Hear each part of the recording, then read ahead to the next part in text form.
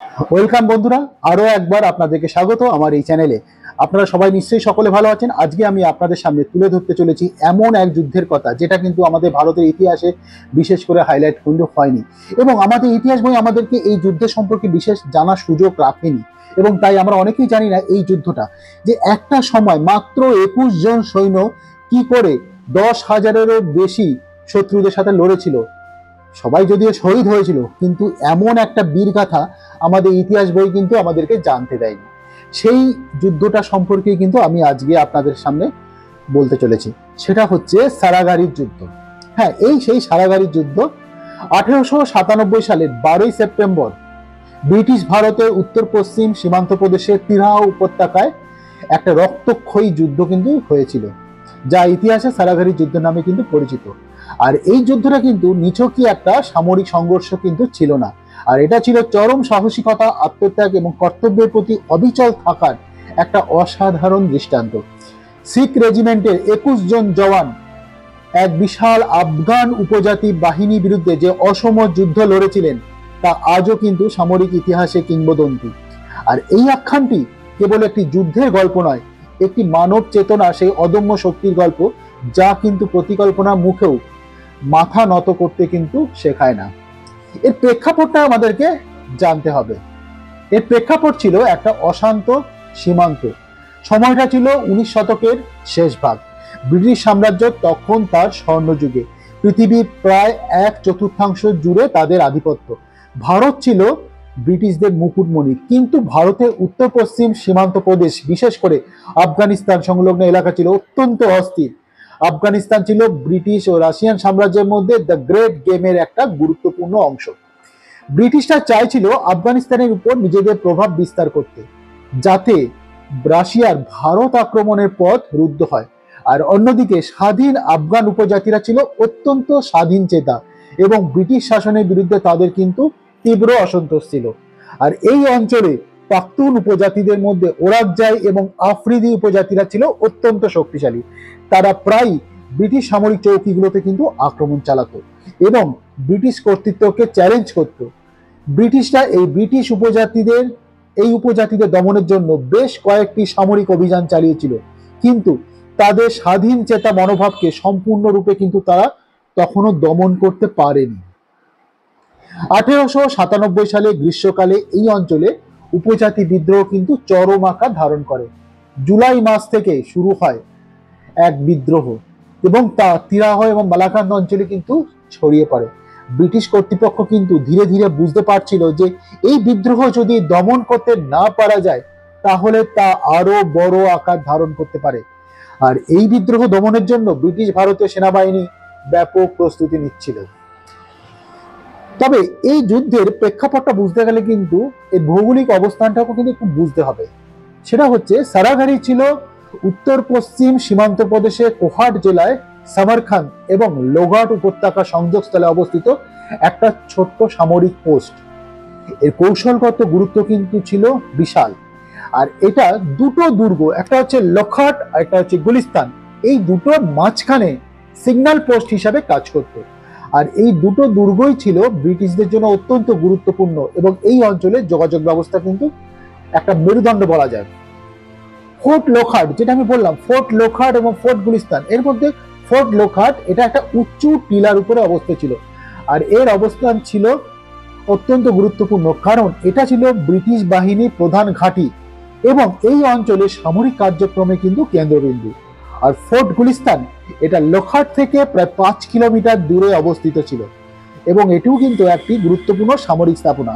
কিন্তু এই দুটো 5 কিলোমিটার দূরত্বটা মনে হতে পারে যে আহামরি কিছু নয়, কিন্তু পার্বত্য অঞ্চলে যখন চড়াই উতরাই থাকবে তখন এই 5 কিলোমিটারটাই কিন্তু অনেকটাই দূরত্ব। আর এই সারাগারি পোস্ট এইটা এই দুর্গের, এই যে দুটো দুর্গ বললাম লোখাট এবং গুলিস্তান, এই দুটো দুর্গের মাঝখানে ভিজুয়াল সিগন্যালিং অর্থাৎ হেলিওগ্রাফ। হেলিওগ্রাফ কি? হেলিওগ্রাফ হচ্ছে আলোর মাধ্যমে একটা সংকেত আদান প্রদান, তার জন্য কিন্তু ব্যবহৃত হতো। অর্থাৎ এক দুর্গ থেকে অন্য দুর্গে বার্তা পাঠানোর জন্য কিন্তু সারাগড়ি দুর্গের কিন্তু একটা বিরাট ভূমিকা ছিল, কারণ সারাগড়ি হয়ে কিন্তু অন্য একটা দুর্গে বার্তা যেত। এটাই ছিল অত্যন্ত গুরুত্বপূর্ণ।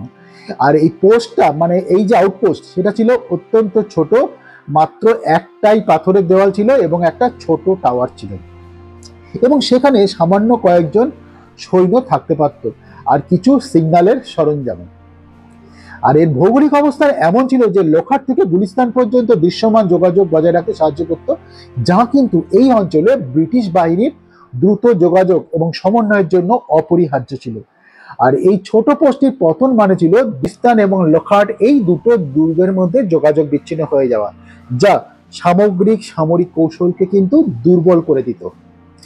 এবারে এই যুদ্ধ হয়েছিল 21 বনাম 10,000-এ। 1897 সালের 12ই সেপ্টেম্বর, তারিখটা আমি আগেই বলেছি।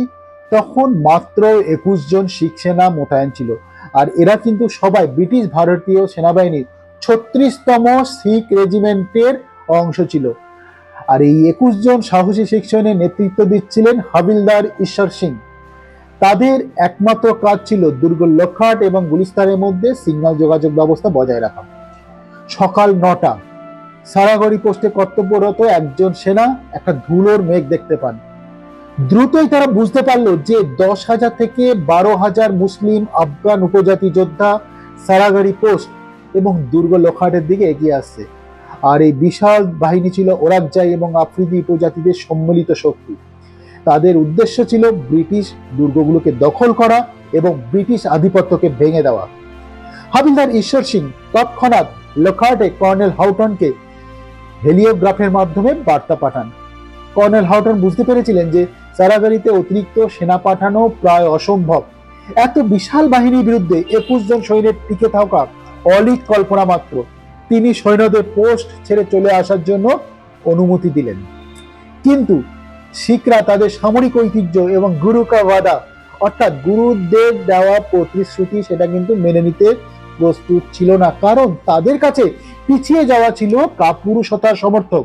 তারা প্রতিজ্ঞা করেছিল শেষ রক্তবিন্দু দিয়ে হলেও তারা তাদের পোস্ট রক্ষা করবে। আর তাদের স্লোগান ছিল জো বলেছো নিহাল সত শ্রী আকাল, অর্থাৎ সকাল 10টা থেকে যুদ্ধ শুরু হয়ে গেল। আফগান উপজাতিরা পোস্টের দিকে উন্মত্তের মতো ছুটে আসতে লাগলো। 21 জন শিখ সেনা তাদের পুরনো কিন্তু নির্ভরযোগ্য রাইফেল নিয়ে প্রতিরোধ গড়ে তুলল। প্রথম আক্রমণে অনেক উপজাতি যোদ্ধা কিন্তু নিহত হয়।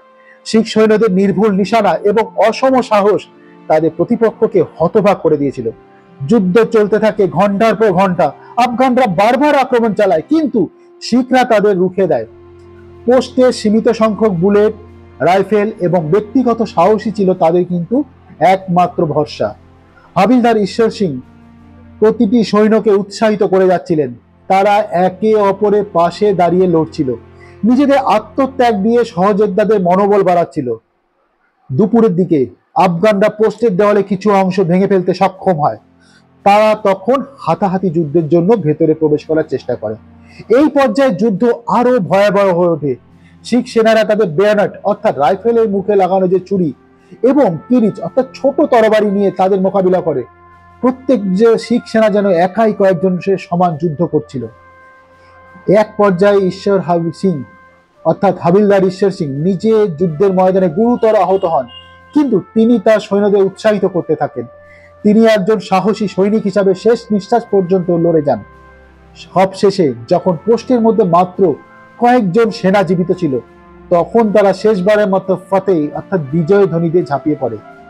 ঈশ্বর সিং, যিনি সিগন্যাল ম্যান হিসাবে কর্তব্যরত ছিলেন, তিনি শেষ পর্যন্ত হেলিওগ্রাফের মাধ্যমে ফোর্ট লোখাটের যুদ্ধের প্রতিটি মুহূর্তের খবর জানিয়ে যাচ্ছিলেন। যখন পোস্টের মধ্যে মাত্র একজন সৈন্য অবশিষ্ট ছিল, তখন সেও বন্দুক হাতে ঝাঁপিয়ে পড়ে এবং শেষ শিখ সৈন্যটি কিন্তু লড়ে গিয়েছিল যতক্ষণ না সে নিজেই ধরাশায়ী হয়। বিকেলের দিকে সারাগাড়ি পোস্টের পতন হয়। 21 জন শিখ সৈন্য সবাই শহীদ হয়।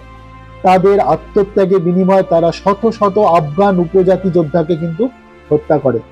আফগানদের ক্ষয়ক্ষতি ছিল বিপুল, যা তাদের মনোবল ভেঙে দিয়েছিল। সারাগড়ি পতনের খবর ফোর্ট লোখাটে পৌঁছালে সেখানকার সেনারা স্তম্ভিত হয়ে যান।